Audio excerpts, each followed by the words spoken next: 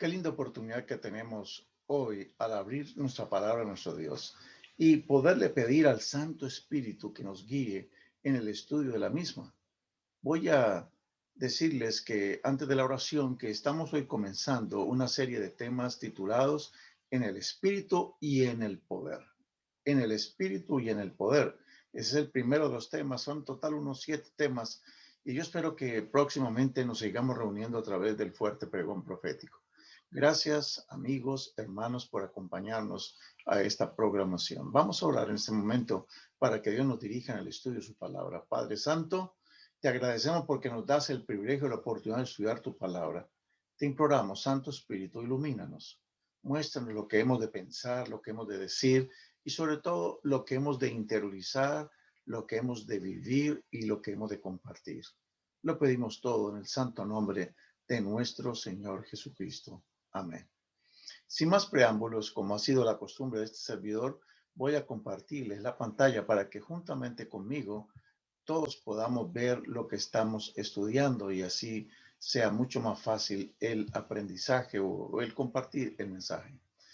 En el espíritu y en el poder de Elías. Y hoy vamos a basar nuestro estudio en un capítulo extraordinario de las Sagradas Escrituras que lo encontramos en el Evangelio según San Mateo en el capítulo 17. Vamos a abrir San Mateo capítulo 17 a partir del versículo primero hasta el versículo 13. En este capítulo se habla de un evento extraordinario, algo extraordinario que ocurrió. Jesucristo se va a un monte alto y se lleva a 3 de sus discípulos, a Pedro, a Juan y a Jacobo. Los otros 9 discípulos se quedan abajo en el valle. Y Jesús, estando arriba en el monte, en este monte alto, no sabemos cómo se llamaba el monte, pero Jesús tiene la experiencia más sublime y grandiosa en su ministerio terrenal, en su vida, estando vivo, y es el famoso monte de la transfiguración. Estando allí, dice en el Mateo capítulo 17, versículo 1, 6 días después Jesús tomó a Pedro, a Jacobo y a Juan, su hermano, y los llevó aparte a un monte alto, y se transfiguró delante de ellos, resplandeció su rostro como el sol, y sus vestidos se hicieron blancos como la luz. Y aquí les aparecieron Moisés y Elías hablando con él. ¿Qué significa el hecho de que Moisés y Elías estén hablando con el Señor? ¿Qué significa eso? Esto tiene un tremendo significado. Pero la pregunta es, ¿por qué Moisés y Elías? ¿Por qué, por ejemplo, no se apareció Enoc? ¿Por qué Moisés y por qué Elías? Porque estos dos personajes que están contemplando los 3 discípulos son representantes de la raza humana.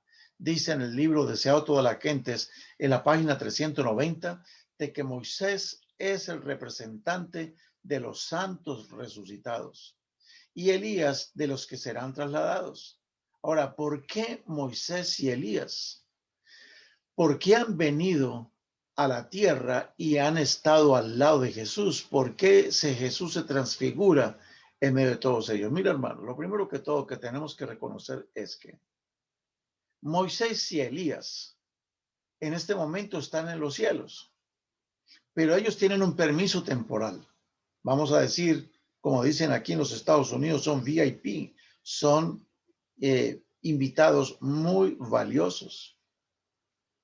Pero ellos se encuentran en el cielo con una visa temporal, esperando que se completen todas las gestiones por parte de Jesucristo y ellos poder ser admitidos en el reino de los cielos de una manera oficial. Por ahora están con una visa temporal, son VIP. Moisés y Elías saben de que lo que Jesús vaya a hacer o deje de hacer les va a afectar a ellos. ¿Qué pasaría si Jesucristo decide finalmente no morir por la raza humana? ¿En qué terminarían Moisés y Elías? ¿Será que le van a permitir estar en el reino de los cielos? Vamos a ver lo interesante en el caso de Moisés y Elías.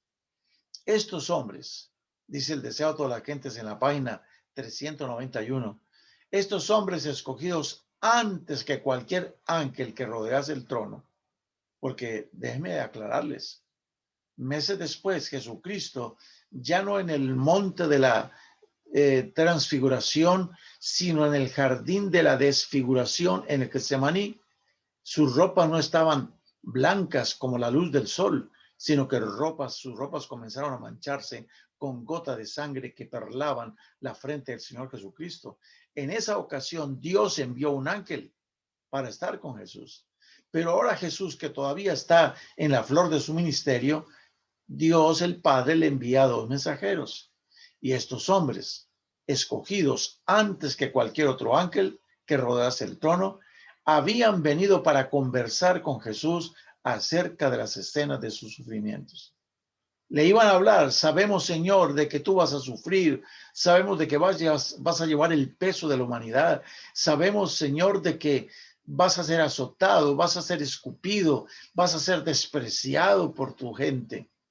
Pero, Señor, estamos aquí para decirte algo: ánimo, ánimo.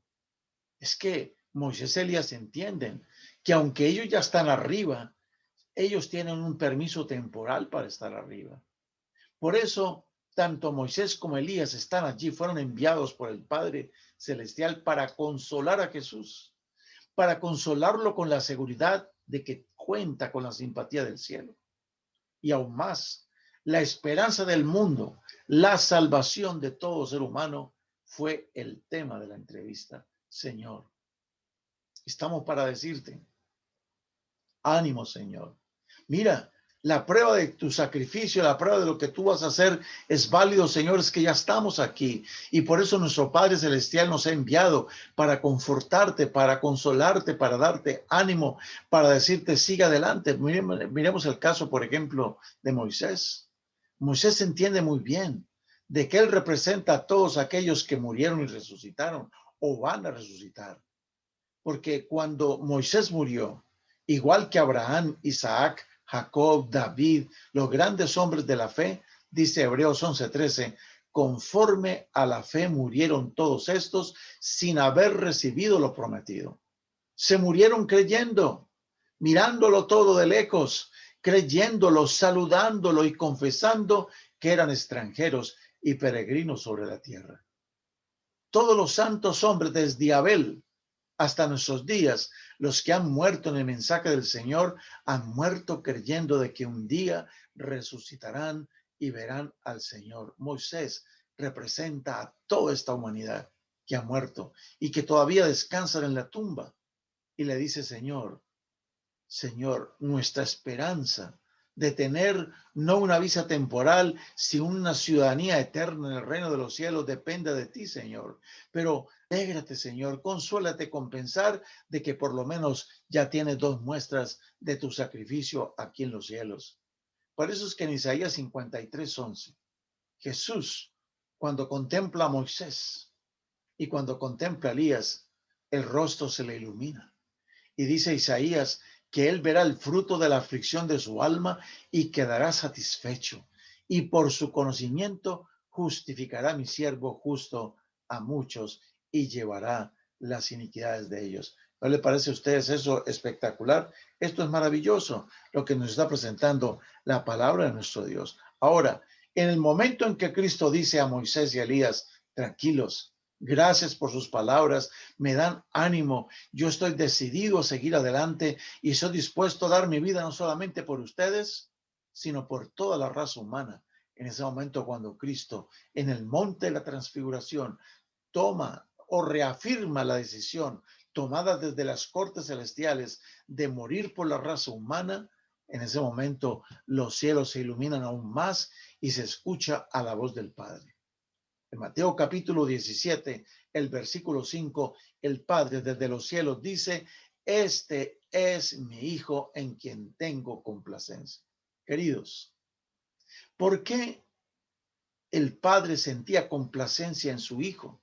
Lo acaba de escuchar en el diálogo con Moisés y Elías de su decisión de seguir luchando. Y él dice: esto es lo que me complace. Tú eres mi propio hijo. Tú eres mi hijo. Mis queridos hermanos y amigos, ustedes y yo también creemos que somos hijos de Dios.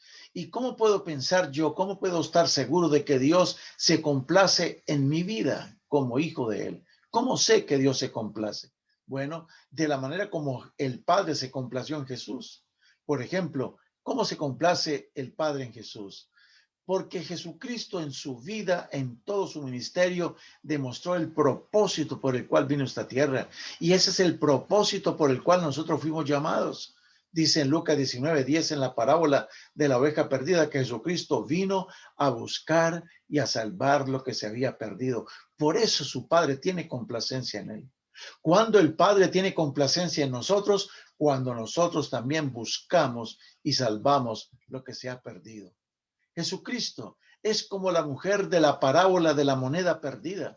Aquella mujer sabía que la moneda se le había perdido, sabía que la moneda, aunque estuviera envuelta de polvo, de moho, de suciedad, no había perdido su valor. Y es que cuando Jesucristo decide, como esta mujer, encender la luz, venir a este mundo a barrer el mundo de todo el mugre y la suciedad, y se dedica con diligencia a buscar la raza humana, como dice Lucas 15:8, con razón el Padre dijo, tú eres mi Hijo en quien tengo mi complacencia. Y cuando nosotros, que también somos luz, cuando encendemos la luz, cuando tratamos de facilitarle a la gente ser encontrados, cuando en lugar de echarles mugre encima, lo que hacemos es barrer, de limpiarlo de todo mugre, facilitarle su encuentro, nosotros podemos decir que nuestro Padre tiene contentamiento, complacencia con nosotros.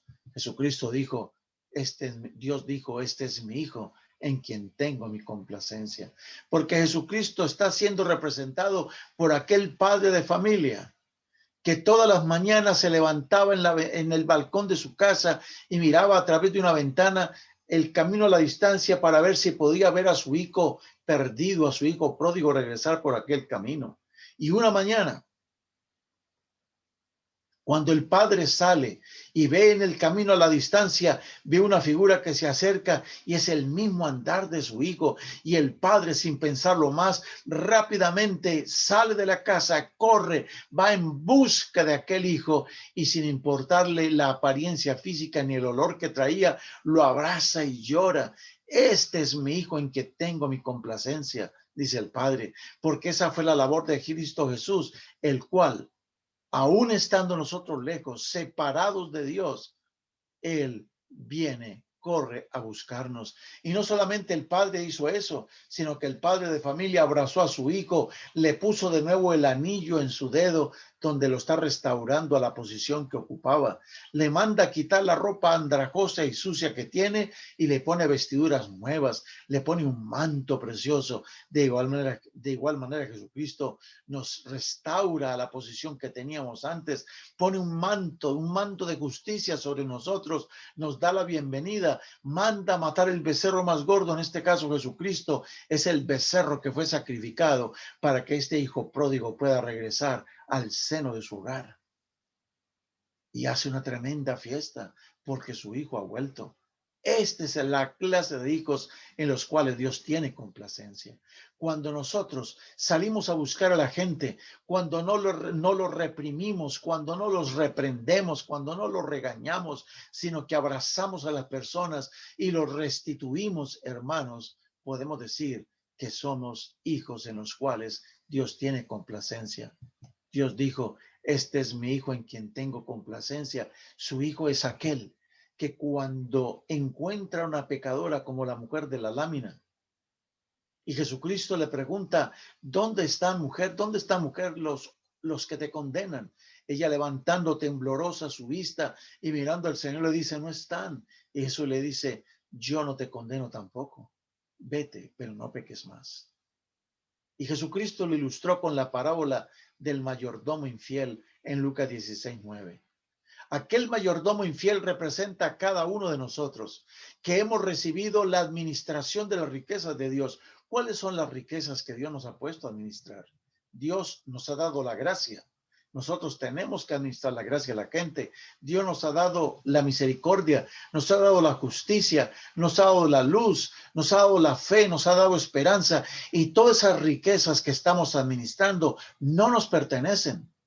pero Dios nos ha puesto a administrarlas. Y cuántos pecadores, cuántos deudores no nos encontramos en el camino, personas que no tienen esperanza de vivir, que no saben cómo regresar, que no saben cómo salir adelante, que ya quieren hasta morirse, personas que no saben cómo escapar de las prisiones, que se encuentran esclavizados por el enemigo. Dios nos ha llamado para que, como el mayordomo de esta parábola, tome las riquezas de Dios, la gracia, la justificación, la justicia, la fe, la misericordia, el amor y el conocimiento, y hagamos sentir a las personas que no los condenamos, sino que les damos eso que nos pertenece.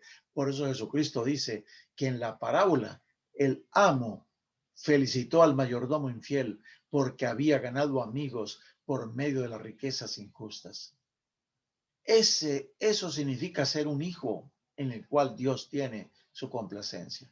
Pero ahora, mis hermanos, cambiamos un poquito la visión. Cuando Pedro, Jacobo y Juan ven aquel trío celestial, iluminados, llenos de luz, ahí está Moisés, cuyo rostro también resplandeció como el de Jesús. Vemos a Elías, que ha sido trasladado al cielo. Pedro, Jacobo y Juan están llenos de terror, están asustados, y lo único que se les ocurre decirle al Señor: Señor, póngale mucha atención a lo que dicen. Bueno sería para nosotros que estemos aquí. Qué bueno que nos podamos quedar aquí. Señor, ¿sabes qué? Si quieres, hacemos 6 enramadas, no, 3 enramadas. Una para ti, otra para Elías y otro para Moisés. No importa que nosotros aguantemos frío acá afuera, que nos mojemos, no importa, pero qué bueno poder estar en este monte de la transfiguración.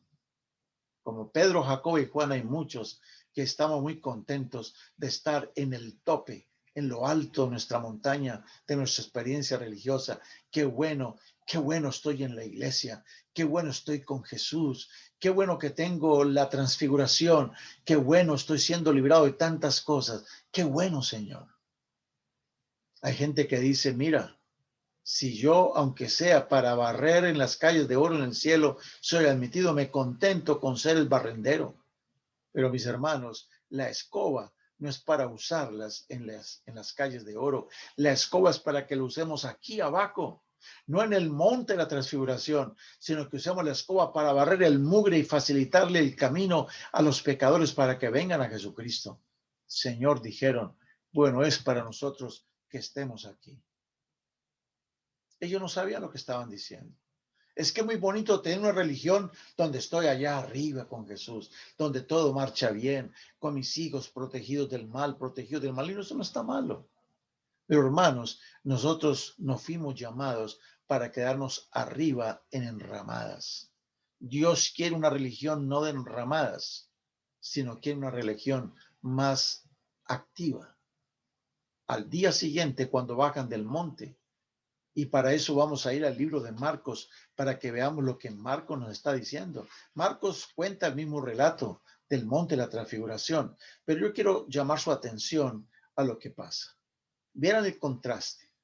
Ahora descienden del monte de la transfiguración y están llegando a un valle tenebroso. Ustedes se pueden imaginar, después de uno estar viendo a Jesús, estar en visiones, estar en el cielo en visiones, volver a este mundo donde hay tinieblas, donde hay dolor. Eso es muy deprimente. Y eso le pasó a muchos profetas. Cuando regresaban de la visión, les entraba una profunda tristeza porque ellos no querían bajarse del monte de la transfiguración. Ellos querían continuar allí. Pero ahora, al otro día, cuando ellos bajan del monte, miren el espectáculo con que se encontraron. Ahí vienen los 3 privilegiados. Oh, qué privilegio que Jesús nos haya escogido para ver a Moisés y a Elías. Ese Moisés y Elías nos dan garantía de que esto es real. Moisés y Elías existieron, son de verdad, no son historietas que contaron nuestros padres, son reales y ellos ya están arriba y nosotros tendremos la oportunidad de estar allí. Ellos venían gozosos, pero Jesucristo les dijo: por favor, no le cuenten esto a nadie. Y solamente van a contar esto cuando el día después de mi resurrección.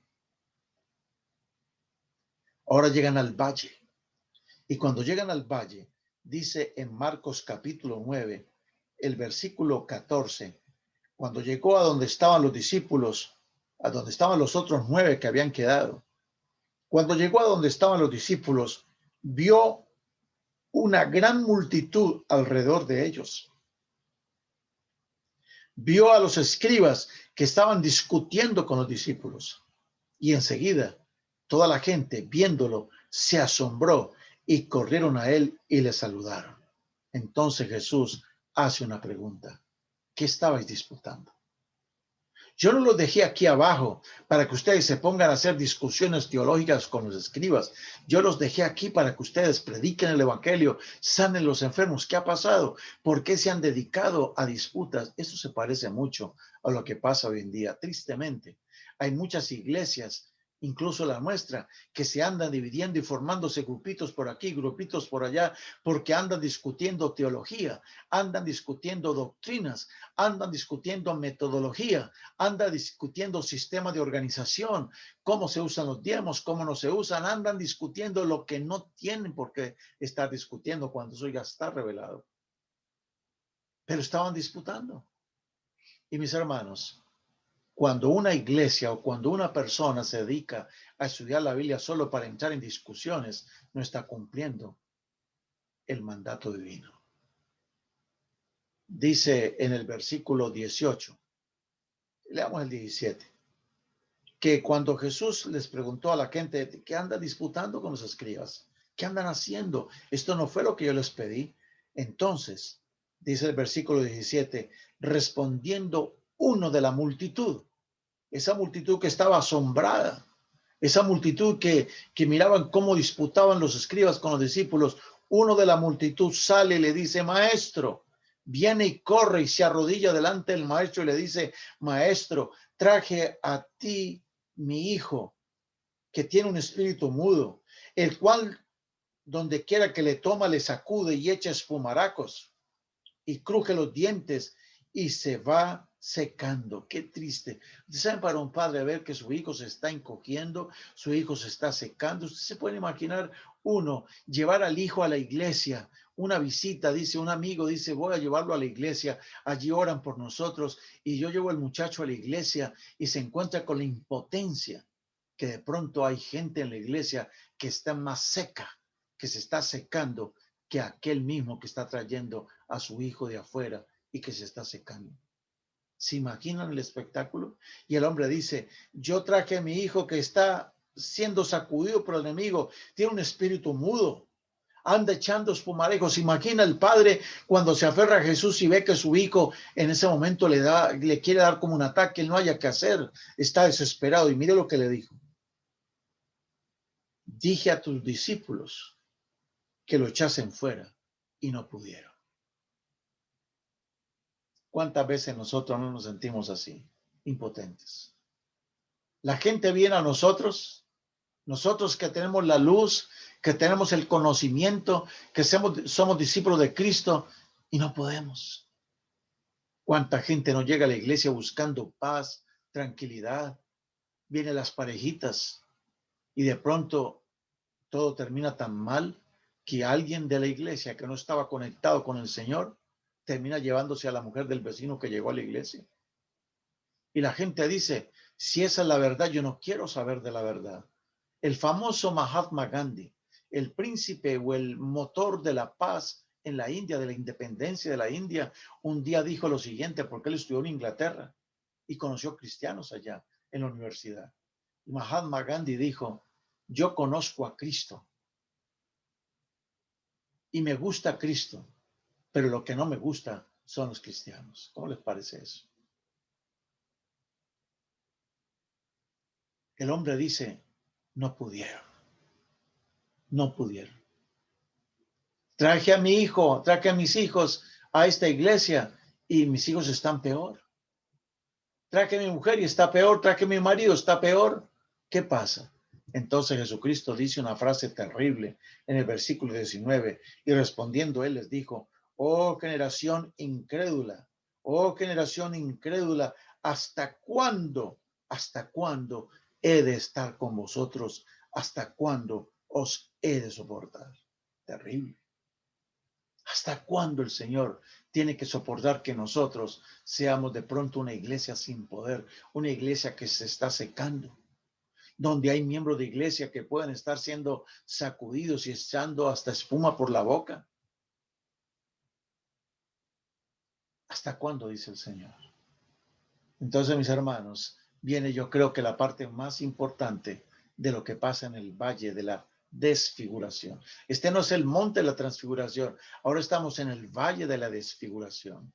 Aquí no están Moisés ni Elías, aquí estamos tú y yo, estamos los discípulos, los que nos quedamos de pronto abajo de la montaña y estamos enfrentando el problema, las discusiones, la falta de fe, la falta de incredulidad, la impotencia de nosotros como miembros de iglesia. Entonces, Jesucristo le dice a este hombre, dice el versículo 23.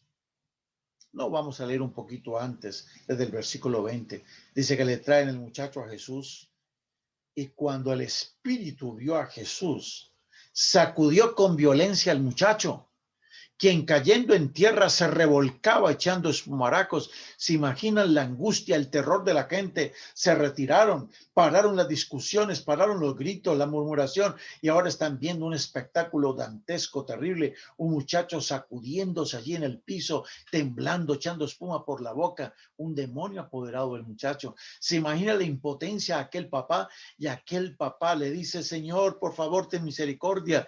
Este muchacho desde que era un niño es atacado por el enemigo. Muchas veces le echan el fuego y en el agua para matarlo. Pero ahora note lo que el hombre le dice a Jesús y se aferra a su manto ahí de rodilla y le dice, de rodilla le dice, Señor, si puedes hacer algo.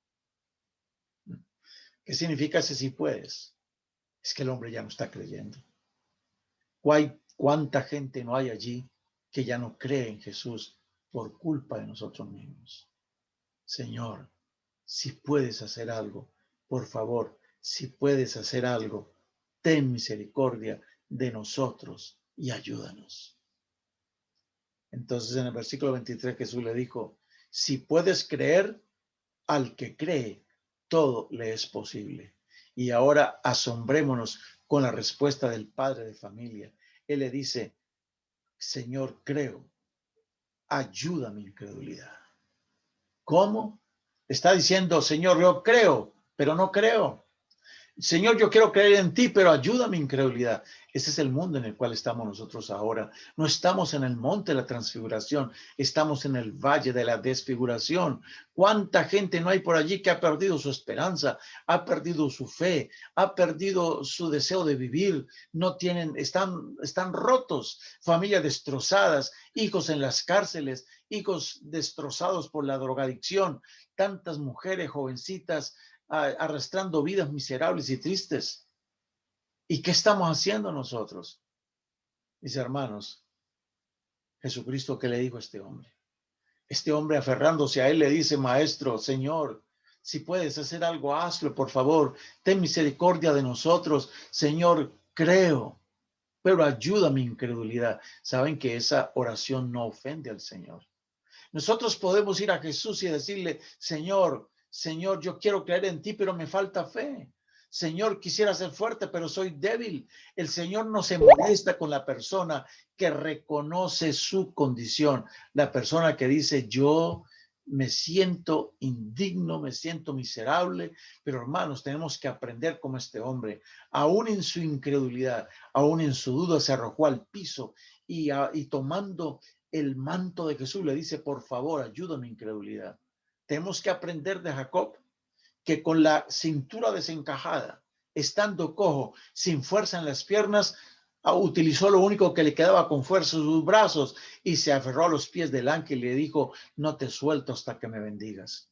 El Señor viene a buscar a los que están débiles, viene a buscar a los que están quebrantados, viene a buscar a los cautivos, viene a buscar a los que están ciegos, a los que están en las tinieblas, a los que necesitan de un médico. A ellos Él viene y Él no se ofende con un tipo de petición como esta que le dice, Señor, ayuda mi incredulidad. Saben, queridos hermanos, amigos, ¿qué es lo que realmente es bueno para nosotros? Los discípulos no sabían lo que le estaban pidiendo a su maestro. Le dijeron, Señor, bueno es que nos quedemos aquí. Ah, Señor, ojalá ya estemos en el cielo. Ya estemos aquí arribita. Nos quedemos aquí en las enramadas. Señor, sácanos de este mundo que es un lazareto, es un mundo de perdón, de pecado, de perdición, de maldad. Señor, hay muchas tinieblas, hay pestes, hay hambre, hay estafa. Señor, sácanos de este mundo. Señor, déjanos ir al cielo. Queremos vivir en las enramadas. Quiero decirles que en el cielo no habrá enramadas. Son las calles de oro y las casas junto al mar de vidrio, mar de cristal. Son calles de oro. Pero hermanos, ¿cómo pretendemos quedarnos arriba cuando la misión está acá abajo? ¿Qué es lo que realmente es bueno? Por eso, estando en el monte de la transfiguración, Jesús les explicó a los discípulos, o ellos se enteraron de que los dos personajes que estaban en el monte, el uno era Moisés y el otro era Elías. Y cuando ya termina la visión y ellos están bajando del monte, ellos le preguntan al Señor por el tal Elías de que está mencionando. Y en Mateo capítulo 17, versículo 9 al 13, Jesucristo les explica, porque los discípulos le preguntan, Señor, la gente dice, los escribas dicen de que el Elías tiene que venir primero. ¿Por qué es que la gente nos dice, los escribas nos dicen que es necesario que Elías venga primero? Versículo 10. Y en el versículo 11 Jesús les dijo, a la verdad Elías viene primero y restaurará todas las cosas.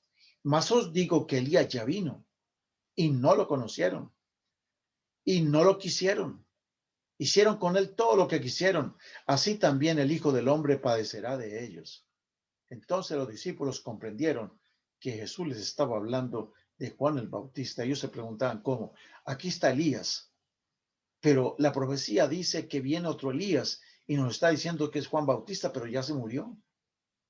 ¿Qué quiere decir el Señor? Mis hermanos, vamos a hablar de Elías a Elías. Este Elías llamado Juan Bautista, cuando él vino a la tierra, él vino a preparar a un pueblo para la primera venida de Jesús. Escuchen, para la primera venida de Jesús. ¿Y cuál era su mensaje? Dice Lucas 1:13 que cuando el ángel le anunció a Zacarías de que iba a tener un niño, en el versículo 14 dice, tú tendrás gozo y alegría y muchos te regocijarán del nacimiento de este niño, porque este niño será grande de Dios. No beberá vino ni sidra y será lleno del Espíritu Santo aún desde el vientre de su madre, y hará que muchos de los hijos de Israel se conviertan al Señor de ellos, e irá delante de él con el espíritu y el poder de Elías para hacer volver los corazones de los padres a los hijos, o sea, una renovación a nivel de los hogares, porque es que si en el hogar las cosas no están funcionando, no pueden funcionar bien afuera. Y sigue diciendo, y también para traer a los rebeldes a la prudencia de los justos, para preparar al Señor un pueblo bien dispuesto. El Elías Bautista, no el Elías Tisbita, el Elías Bautista vino a esta tierra, apareció en este mundo para preparar un pueblo bien dispuesto para la primera venida del Señor. Él traía un mensaje de arrepentimiento para que las familias se unieran, se reconciliaran y para que la gente, al verlos a ellos unidos y reconciliados, los rebeldes buscaran a los justos y se unieran al Señor. Este Elías del que está hablando el Señor en el monte de la transfiguración es el mismo Elías que aún le toca cumplir otra misión. En Malaquías, el capítulo 4, versículos 5 y 6, hablando de este Elías, dice lo siguiente, porque aquí viene el día ardiente como un horno, versículo 1, y todos los soberbios y todos los que hacen maldad serán estopa. Ahora vamos al versículo 5, pero antes de que ocurra eso, que sean destruidos los impíos, dice el Señor, he aquí yo os envío al profeta Elías, antes que venga el día de Jehová grande y terrible. El día grande y terrible de Jehová no se refirió al tiempo de Elías Tisbita, ni se refirió al tiempo de Elías Bautista, se refiere a otro tiempo, a aquel tiempo cuando el Señor venga por segunda vez. Elías Bautista preparó un pueblo para la venida del Señor, la primera, pero hay otro Elías que preparará la venida del Señor en su segunda venida. Y dice el versículo 6 que el Señor hará a través del mensaje del último Elías volver el corazón de los padres hacia los hijos y el corazón de los hijos hacia los padres, no sea que yo venga y hiera la tierra con maldición. Ese es el gran mensaje del Señor. Y mis queridos hermanos, como dice en el libro de Malaquías capítulo 3, versículo 1, 2 y 5, dice el Señor: he aquí yo envío mi mensajero, el cual, este no es un ángel, envío mi mensajero, el cual preparará el camino delante de mí. Y vendrá súbitamente a su templo el Señor. Vendrá súbitamente cuando la gente no lo espera. A quien vosotros buscáis, y el ángel del pacto a quien vosotros deseáis. He aquí viene, ha dicho Jehová de los ejércitos. ¿Y quién podrá soportar el tiempo de su venida? ¿O quién podrá estar en pie cuando él se manifieste? Porque él es como fuego purificador y como jabón de lavadores. ¿De qué venía está hablando? ¿De qué Elías está hablando? Está hablando de un mensajero de los últimos días, porque está hablando de aquel que viene y que nadie va a poder resistir el día de su venida. Estamos hablando de la segunda venida de Jesucristo. Y el versículo 5 dice que cuando venga el Mesías, vendrá a vosotros para hacer juicio. Eso no ocurrió en la primera venida de Cristo. Esto ocurrirá en la segunda venida de Cristo. Y dice, y hará juicio y será pronto testigo contra los hechiceros, contra los adúlteros, contra los que juran mentira, contra los que defraudan en su salario al jornalero, a los que defraudan a la viuda y el huérfano, a los que no hacen justicia a los extranjeros, no teniendo temor de mí, dice Jehová de los ejércitos. Hermano, me parece estar viendo un noticiero de hoy en día. Esta es la realidad de hoy en día. ¿Cuántos jornaleros no les pagan sus salarios como es debido? Los están explotando simplemente porque son indocumentados. ¿Cuánta matanza, cuánto odio hacia razas minoritarias, hacia pueblos de otras naciones existe incluso en nuestro país? Estamos viviendo en esos días y el Señor dice que Él vendrá y hará justicia a aquellos que están haciendo estas maldades. Mis queridos hermanos, ¿quién es ese mensajero? Mis queridos, en Historia de la Redención, en la página 203 dice, explicando quién es ese Elías de los últimos días, dice lo siguiente: Juan vino con el espíritu y el poder de Elías para proclamar el primer advenimiento de Jesús. Y se me señalaron los últimos días y vi que Juan representaba a los que saldrán con el espíritu y el poder de Elías. Aquí no está hablando del Espíritu Santo, aunque se incluya el Espíritu Santo. Dios necesita gente que tenga, que le eche las ganas, ese espíritu, ese ánimo que tenía Elías Tisbita, el mismo ánimo de Juan Bautista, que estuvo dispuesto a perder la cabeza y la perdió. Él necesita gente comprometida, gente que venga con el espíritu y el poder de Elías. Eso fue lo que Eliseo le dijo a Elías: dame una doble porción de tu espíritu. Elías no puede dar el Espíritu Santo, pero Elías podría haber sido inspiración para Eliseo y Eliseo querer ser como su maestro y tener un doble espíritu. Si mi maestro tenía este ánimo, yo voy a tener el doble. Eso quiere decir, saldrán en los últimos días hombres y mujeres con el espíritu y el poder de Elías para anunciar el día de la ira y de la segunda venida de nuestro Señor Jesucristo. Déjeme resumir esto en pocas palabras. Hay tres Elías en la Biblia. Está el Elías Tisbita, está el Elías Bautista y está el Elías final. Yo casi que pongo adventista. Es el Elías final. ¿Y en qué se parecen los tres Elías? Si ustedes se dan cuenta, por ejemplo, Elías Tisbita, vivió en el tiempo en que el rey se unió con Jezabel, una religión falsa, el Estado y una religión falsa, para contaminar a toda la nación. Primer libro de Reyes 16. Elías Bautista vivió en el tiempo en que el rey Herodes se junta con Herodías, una mujer que no era su mujer, era la mujer de su hermano. Y esa alianza entre ellos dos era un pecado delante de todos los hijos de Israel. Y el Elías final ha de ver, según Apocalipsis 17, cómo los reyes de la tierra se unen con la Jezabel, con la Babilonia de los últimos días, la religión falsa, todo el sistema de apostasía, de error y de iniquidad que existe en la tierra. Reyes, el poder político militar con la iglesia, las iglesias falsas uniéndose para contaminar a todo el mundo. Viven al mismo tiempo, las mismas circunstancias. Por eso es que nuestro versículo bandera de Romanos 15:4 dice, porque las cosas que se escribieron antes, para nuestra enseñanza se escribieron. Tenemos que aprender, porque lo que pasó en tiempo de Elías Tisbita, lo que pasó en tiempo de Elías Bautista, se va a cumplir en los días del Elías escatológico, el Elías final. En los tiempos de Elías Bautista, Elías apareció con un mensaje al pueblo. Adoran a Jehová. Si Jehová es Jehová, si Él es Dios, adórenlo a Él. Pero ustedes no pueden estar los fines de semana o el comienzo de semana supuestamente adorando al Dios verdadero y entre semana con el Dios falso. Ustedes no pueden servir a dos señores. Decídanse, arrepiéntanse, adoren a Jehová. Apártense del pecado. ¿Y cuál fue el mensaje de Elías Bautista? Su mensaje es: el reino de los cielos se ha acercado, arrepentidos, dejen de hacer el mal, dejen de explotar a la gente, conviertan al Señor de todo corazón y viene uno que los bautizará con fuego y con espíritu. Ese era el mensaje de Elías Bautista, un llamado a volverse a Dios verdadero. ¿Y cuál es el mensaje del Elías de los últimos días? El Elías escatológico es el mensaje que aparece en Apocalipsis 14. Y especialmente el versículo 6 en adelante, el 8 hasta el versículo 12, el mensaje de los tres ángeles. Temed a Dios y dadle honra, porque la hora de su juicio ha llegado, y adorad a Jehová, aquel que hizo los cielos, la tierra y el mar. Los tres Elías en cada época tuvieron el mismo mensaje y los tres Elías sufren el mismo problema. A Elías Tisbita lo dieron un decreto para matarlo, según lo dice el primer libro de Reyes, capítulo 19.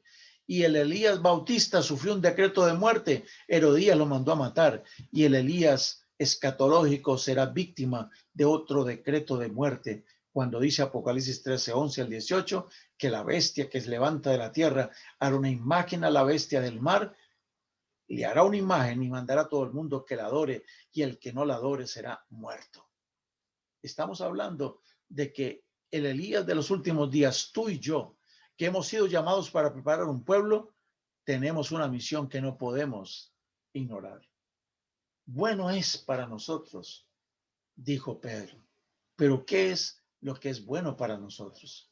Mantenernos en una experiencia estática, emocional, espiritual, allá arriba en el monte, o tener la experiencia abajo del monte. ¿Dónde estamos nosotros? Estamos en esta tierra todavía. Todavía estamos en esta tierra. ¿Por qué hablamos de monte de transfiguración cuando estamos viviendo en otro lugar? ¿Qué es bueno para nosotros? ¿Seguir una transfiguración en éxtasis religioso o en exclusivismo? ¿O estar trabajando en este valle de la desfiguración, el de la incredulidad, y ser inclusivos, no exclusivos? ¿Qué es lo que es bueno para nosotros? ¿Qué es lo que el Padre Celestial espera de sus hijos? Hermanos, hoy en día estamos en una nueva normalidad. Alguien dijo de que el coronavirus no es el fin del mundo, es el comienzo de una nueva era. El mundo ya no va a ser igual como era antes. Ahora empezaron a surgir las iglesias híbridas. ¿Y qué es una iglesia híbrida? Es una iglesia presencial donde nosotros vamos a ir cuando tengamos nuestro templo, vamos a ir a nuestro templo, pero hay mucha gente que no va a volver al templo. Hay gente que nos seguirá mirando por los celulares, por las tabletas, por las computadoras. Esa es la iglesia virtual. Pero habrá gente que ni a una cosa ni a la otra asistirán, sino que simplemente no volverán. ¿Qué vamos a hacer nosotros cuando el mundo nos ha cambiado terriblemente? Ya no va a ser lo mismo. ¿Saben? La virtualidad llegó para quedarse. Y aunque volvamos a nuestros templos, vamos a tener que seguir usando la virtualidad. Es lo que se llaman las iglesias híbridas. Y ya muchos lo estamos experimentando.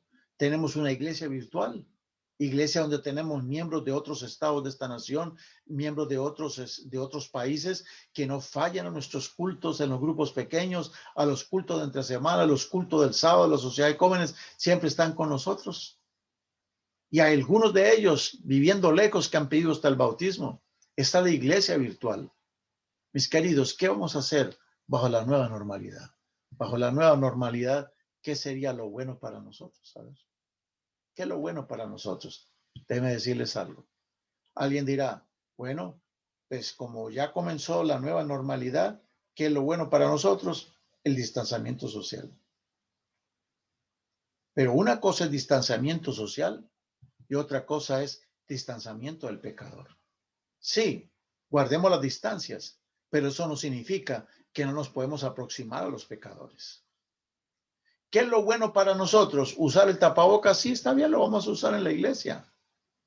Pero el tapabocas nos va a impedir hablar. ¿Qué es lo bueno para nosotros? ¿Tapabocas o proclamación? ¿Qué es lo bueno para nosotros? El bactericida, usar esos sprays para limpiar las bancas o limpiarnos las manos. ¿Qué es lo que necesitamos? ¿Bactericida o bautismos? Lo único que limpia a la persona de pecados es el bautismo. La sangre de Jesucristo tipificada en el bautismo. ¿Qué es lo que nosotros estamos necesitando hoy en día? ¿Qué es lo bueno para nosotros? ¿La vacuna contra el COVID-19 o Cristo Jesús? Hermanos, como dijo Jesús un día a la gente, todo lo que los fariseos les pidan a ustedes que hagan, todo eso que ellos piden que hay que hacer, diezmar, ayunar, orar, en fin, hacer obra misionera, háganlo, pero no dejen de hacer lo otro. ¿Qué dice Mateo 23, el versículo 23? Hagan todo lo que le pidan. O sea, ¿de qué nos serviría a nosotros? ¿De qué nos serviría a nosotros usar tapabocas o tener presencia en nuestros templos? ¿De qué nos serviría guardar el sábado, dar los diezmos, dar las ofrendas, ayunar, orar, tener vigilias? ¿De qué nos serviría todo eso si no cumplimos lo que dice Mateo 23, el versículo 23 en la última parte? Note lo que dijo el Señor. Ay de vosotros, escribas y fariseos hipócritas, porque diezmáis la menta y el eneldo y el comino, y dejáis lo más importante de la ley, que es la justicia, la misericordia y la fe. Esto era necesario hacer sin dejar de hacer aquello, sin dejar de hacer lo otro. Queridos amigos, hermanos, ¿estamos listos para la traslación? Jesucristo puede regresar en nuestros días. Eso quiere decir que muchos no conoceremos la muerte, sino que seremos arrebatados a los cielos sin ver la muerte. ¿Estamos listos para la traslación? ¿Qué necesitamos? Aprendamos de Elías. Elías vivió su propia experiencia del Monte Carmelo. Juan Bautista aprendió su propia experiencia en el calabozo. Nosotros tenemos que vivir nuestro propio Monte Carmelo. Juan y Elías Tisbita, con su testimonio, le daban fuerza a su predicación, a sus mensajes. En Mateo capítulo 24, versículo 14, Jesucristo dice, y será predicado este evangelio del reino por testimonio. Es por testimonio, es mucho más que bla, bla, bla. Es mucho más que teoría, es la práctica. La gente necesita ver en mí a Jesucristo, las marcas de Jesucristo. Necesitamos predicar por testimonio, un evangelio no de enramadas, sino un evangelio aquí del valle de sombra y oscuridad, del valle de la desfiguración y no del monte de la transfiguración. Como Elías, nosotros debemos buscar nuestro Eliseo. ¿Y qué quiere decir busca tu propio Eliseo? Cuando Elías supo que iba a ser trasladado al cielo, antes de irse buscó a Eliseo. Le pasó el manto por encima y le dijo, sígueme. En otras palabras, nadie puede pretender ir al cielo. No podemos pretender ir al cielo si no hacemos discípulos. En Mateo 28, 18, Jesucristo dijo, por tanto, id y haced que discípulos es lo primordial. Discípulos. Los bautismos y la enseñanza vienen por añadidura. Discípulos. ¿Y qué quiere decir un discípulo? Un seguidor de Jesús, no del pastor X, del pastor Y, del pastor Z. No, es de Jesucristo. Necesitamos hacer discípulos. ¿Ya formaste tu propio discípulo? ¿O un discípulo de Jesús? ¿Ya lo formaste?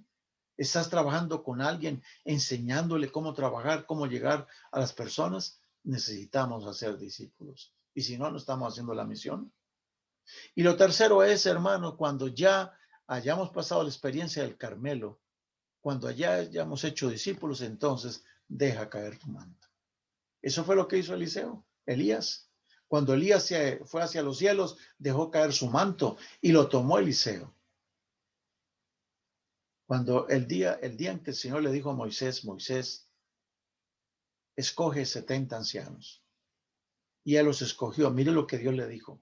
Moisés, del espíritu que hay en ti, lo voy a poner en los 70 ancianos. ¿De qué espíritu está hablando? No está hablando del Espíritu Santo. Cuando Eliseo le dijo a Elías, dame una doble porción de tu espíritu, no estaba hablando del Espíritu Santo, porque el Espíritu Santo no se da por porciones. El espíritu del que está hablando aquí es, mira, voy a leerlo de otra manera, más moderna. De las ganas que hay en ti, voy a poner en ellos. De la disposición que hay en ti, voy a poner en ellos. Del arranque, del compromiso que hay en ti con mi causa, voy a poner de ese compromiso en el corazón de ellos. Obvio, todo esto lo aviva el Espíritu Santo. Hermanos, ¿estamos listos para la traslación? Entonces, es porque ya estamos viviendo nuestro propio Monte Carmelo. Es porque ya tenemos nuestro Eliseo que continuará la misión y porque estamos dispuestos a dejar caer el manto. El Señor nos llama hoy para que nosotros vayamos en el espíritu y en el poder del Elías de los últimos días, del Elías Tisbita, del Elías Bautista. El Señor nos llama para que nosotros nos bajemos del monte de la transfiguración, salgamos de las enramadas en que nos hemos encerrado en nuestras casas y vayamos al pozo de la esperación, donde está la gente, donde está el dolor, donde están los que están en tinieblas, de los que se están perdiendo, no por el coronavirus, sino por el virus del pecado. Que nosotros hagamos la obra con fidelidad, que vayamos a la gente. Dios no quiere distanciamiento de los pecadores, sino distanciamiento social. Lo podemos hacer, pero seguimos haciendo la obra. Dios no quiere que nosotros no nos toquemos ni nos contaminemos con la gente. No, Dios quiere, lávate la mano, está bien, pero tienes que meter la mano en el fuego por la gente. Tienes que comprometerte con la gente. Tienes que llevarlo a la verdadera vacuna que es Cristo Jesús. Tienes que llevarlos a la experiencia de ser bautizados, de seguir a Jesucristo. Yo quiero preguntar a cuántos de ustedes, queridos amigos y hermanos, allá en la intimidad de su casa, en la iglesia, a través de las redes sociales, quisieran decirle al Señor, Señor, yo quiero que pongas en mí el espíritu y el poder que había en Elías. Amén. Amén. Yo quiero hacerlo y yo te invito para que tú también lo hagas. Vamos a pedir la dirección de nuestro Dios al terminar este tema, a pedirle, Señor, que nos dé su espíritu. Oremos. Padre Santo, te agradecemos porque nos diste la oportunidad de estudiar tu palabra. Te suplicamos ahora que tu Santo Espíritu sea con nosotros, que ese espíritu y ese poder que había en Elías, Tisbita, en Elías Bautista, habite en nuestros corazones. Señor, ayúdanos a bajarnos de la enramadita que quisimos hacer en el monte de la transfiguración para que nosotros podamos hacerla aquí abajo en el valle de la desesperación, que podamos ir a la gente, trabajar con la gente, compartirles este mensaje. Cristo viene. Necesitamos preparar un pueblo para tu venida y en la medida que trabajamos por los demás, nos estamos preparando nosotros mismos. Derrama tu Santo Espíritu sobre todos, tu gran bendición que dice que Jehová te bendiga y te guarde. Que Jehová haga resplandecer su rostro sobre ti y tenga de ti misericordia. Que Jehová alce a ti su rostro y ponga en ti paz. Amén. Dios te bendiga, querido amigo, hermano. Nos estaremos viendo en una próxima ocasión. Dios te guarde.